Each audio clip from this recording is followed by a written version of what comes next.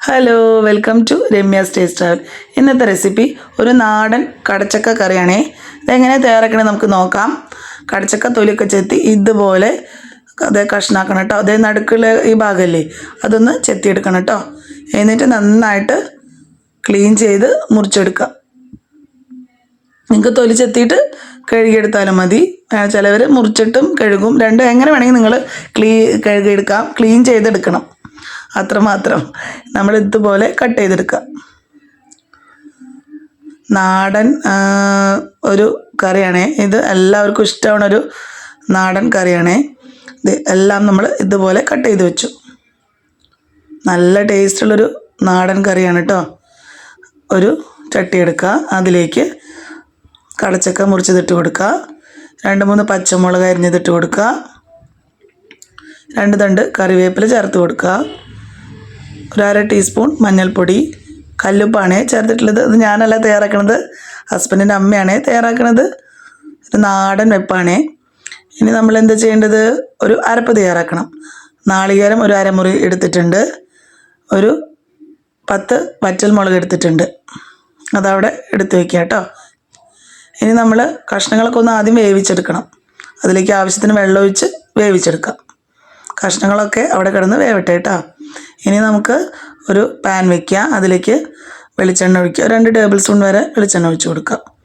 എന്നിട്ട് വറ്റൽമുളക് ആദ്യം ഒന്ന് മൂപ്പിച്ചെടുക്കാം. വറ്റൽമുളകൊക്കെ മൂത്ത് വന്നിട്ടുണ്ട്. ഇനി നമ്മൾ അതേ പാനിൽ അതേ വെളിച്ചെണ്ണയിലേക്ക് തന്നെ നമ്മൾ നാളികേരം ചേർത്ത് കൊടുക്കുക.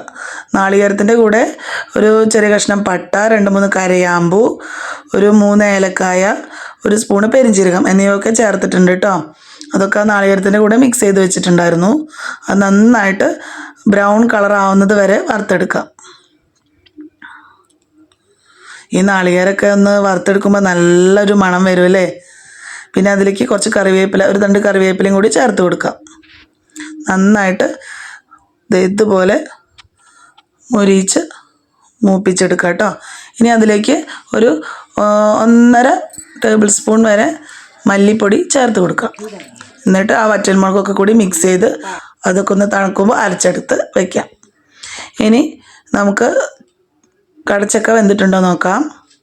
കടച്ചക്കയൊക്കെ വെന്ത് വന്നിട്ടുണ്ട് കേട്ടോ. ഇനി നമുക്ക് എന്താ ചേർക്കേണ്ടത്, അതിലേക്ക് അരപ്പ്, ഈ നാളികേരം വറുത്തരച്ചിട്ടില്ലേ അതൊന്ന് നന്നായിട്ട് മഷി പോലെ അരച്ചത് അതിലേക്ക് ചേർത്ത് കൊടുക്കാം. നിങ്ങൾക്ക് എത്ര ചാറ് വേണോ അതിനനുസരിച്ച് മിക്സിയിലേക്ക് വെള്ളം ഒഴിച്ച് ചാറാക്കി എടുക്കാം കേട്ടോ. എന്നിട്ട് നന്നായി മിക്സ് ചെയ്ത് ഒന്ന് തിളച്ച് വരട്ടെ. അങ്ങനെ നമ്മുടെ കറി റെഡി ആയിട്ടുണ്ട്. ഇനി നമ്മൾ എന്താ ചെയ്യേണ്ടത്, വറവിട്ടെടുക്കാം. ആവശ്യത്തിന് വെളിച്ചെണ്ണ ഒഴിച്ച് ഒരു 10-12 ചെറിയ ഉള്ളി അരിഞ്ഞത് ചേർത്ത് കൊടുത്ത് നന്നായിട്ട് മൂപ്പിച്ചെടുക്കാം. എന്നിട്ട് നമ്മളത് കറിയിലേക്ക് ഒഴിച്ചു കൊടുക്കുക. അങ്ങനെ നമ്മൾ ടേസ്റ്റി ആയിട്ടുള്ള നാടൻ കടച്ചക്ക കറി റെഡി ആയിട്ടുണ്ട്. എല്ലാവർക്കും ഇഷ്ടമായാൽ ലൈക്ക് ചെയ്യാനും ഷെയർ ചെയ്യാനും നിങ്ങളുടെ വിലയേറിയ അഭിപ്രായങ്ങൾ കമൻറ്റായി രേഖപ്പെടുത്താനും മറക്കല്ലേ. Thank you.